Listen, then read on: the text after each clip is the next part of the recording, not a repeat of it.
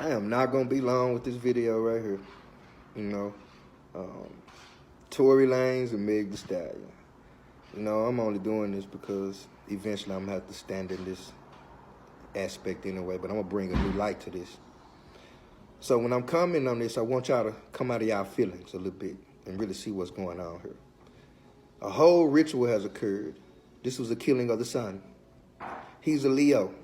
Not only is he a Leo, his Chiron is in Leo. Chiron represents your wounded healer. This is the aspect that you have to heal in order to go. So he was like the cowardly lion. Hence, he didn't have the courage to say the truth. And that cost him. Because his North Node is in Sagittarius. Now, Meg Thee Stallion, Pluto is in Sagittarius. So she brought transformation, a redo to him. Okay? Now, what that means for him on a spiritual level is because he wasn't a straight shooter, because he didn't embrace that Sagittarius energy, and his birthday falls on the 27th, which is the 9th. That's a 9.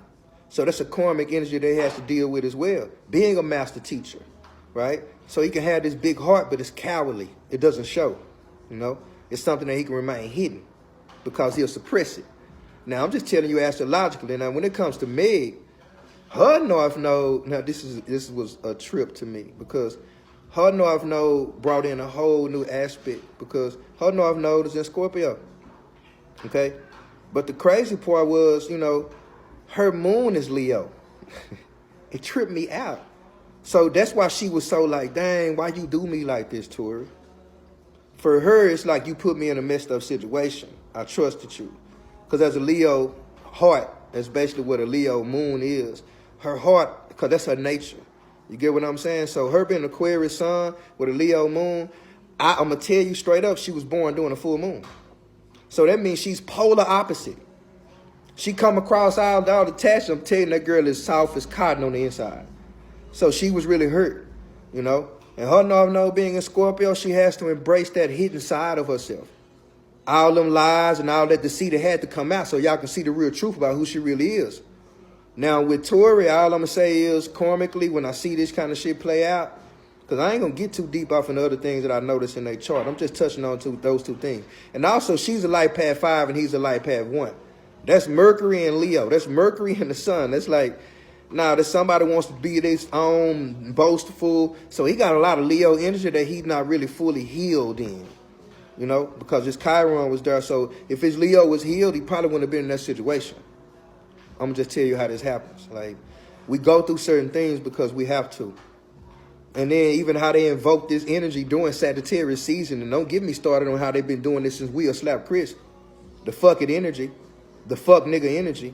And y'all finna carry the same council culture as energy into the new. So what are they invoking by having a Leo and Aquarius go to war and they masculine and feminine or male and female? Well, Aquarius represents new beginnings. Aquarius represents information. Aquarius also represents being kind of genderless, free, okay? Aquarius, like when you talking about Uranus, you bring in Aquarius. So when you talking about Aquarius, you bring in Uranus. But this is going to usher in something different now for this humanity. It's going to usher in a new dynamic between man and woman, male and female, mainly black man and black woman. If you go back into every goddamn time the winter solstice have happened in this reality that we know, guess what has happened? They've invoked something. From George Floyd to all the way to, what was the dude who died in the streets? I forgot his name, but I'll think of it and I'll probably type it up top. But when you're talking about how this is ritualistic, y'all ain't got to believe it. You can see it, though.